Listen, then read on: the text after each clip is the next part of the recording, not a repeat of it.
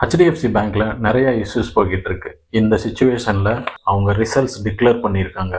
Results expect பண்ணதை விட நல்லாவே வந்திருக்கு. ஹெச்டிஎஃப்சி பேங்க் அவங்க பேரண்ட் கம்பெனியோட மெர்ஜர் ஆனதுலேருந்து 15 to 20% ஃபால் ஆயிருக்கு. இப்போ கொஞ்சம் கொஞ்சமாக ரிகவர் ஆகிக்கிட்டே இருக்கு.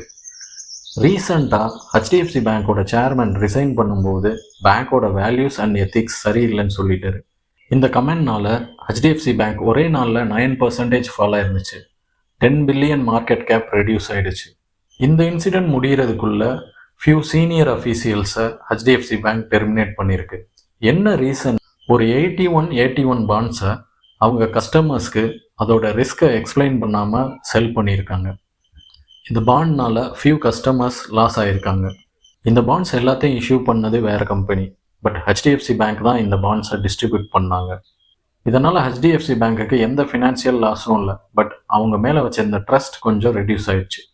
இந்த இம்பேக்ட்னால தான் அவங்க ஃபியூ சீனியர் அஃபீஷியல்ஸ் இதில் இன்வால்வ் ஆனவங்களை டெர்மினேட் பண்ணியிருக்காங்க.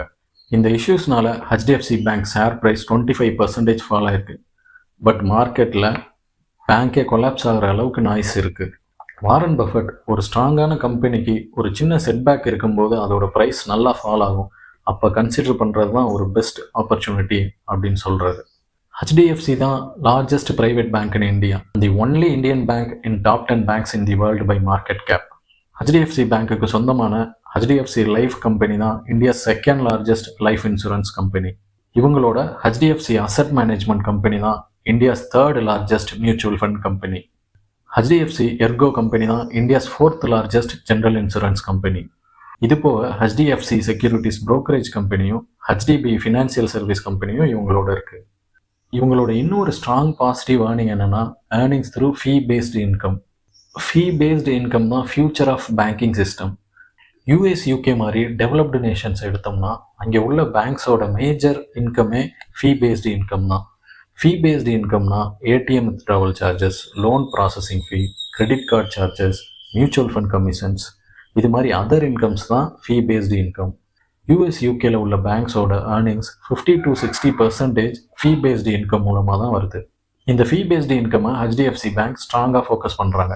இப்போது 30 to 40% ஆஃப் தி இன்கம் இவங்களோடது ஃபீ பேஸ்டு இன்கம் தான். பழையபடி பேங்க் ஸ்ட்ராங்காக கொஞ்சம் கொஞ்சமாக க்ரோ ஆகிக்கிட்டே இருக்குது. இவங்களோட ரீசன்ட் குவார்ட்டர் ரிசல்ட்ஸில் ஆல்மோஸ்ட் எல்லா மெட்ரிக்ஸும் க்ரோ ஆகிருக்கு. பேங்க்கோட வேல்யூவேஷன்ஸும் சீப்பாக இருக்குது. ப்ரெசண்ட்டாக இவங்களோட பிபி ரேஷியோ 2.1 இருக்குது. இவங்களோட கோர் பேங்கிங் பிபி ரேஷியோ மட்டும் எடுத்தால் 1.74 இருக்குது. Even small bank like Karur Vysya bank, federal பேங்க்லாம் அபவ் 2 இருக்காங்க. இந்த மாதிரி கம்மியான வேல்யூவேஷன்ஸில் ஃப்யூச்சரில் இந்த பேங்க் கிடைக்க வாய்ப்பே இல்லை. இது ஒரு எக்ஸலண்ட் பையிங் ஆப்பர்ச்சுனிட்டி. இன்கேஸ் நீங்கள் கன்சிடர் பண்ணணும்னா செபி ரெஜிஸ்டர்ட் அட்வைசரை கன்சல்ட் பண்ணிவிட்டு கன்சிடர் பண்ணுங்கள். Thank you. Please subscribe to Stock Reader channel for stock updates.